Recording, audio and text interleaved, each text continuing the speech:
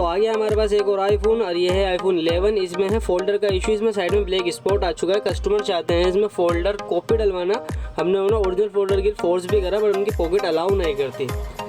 और कस्टमर चाहते हैं इसमें टू टोन अपने पास से डाल कर दें। हालांकि जब से 18.1 की अपडेट है, ये टू टोन ऑटोमेटिकली आपके मोबाइल में शो हो जाता है, चाहे उसमें ओरिजिनल डिस्प्ले हो या कॉपी डिस्प्ले हो, बट वो नहीं चाहते 18.1 में अपडेट करना।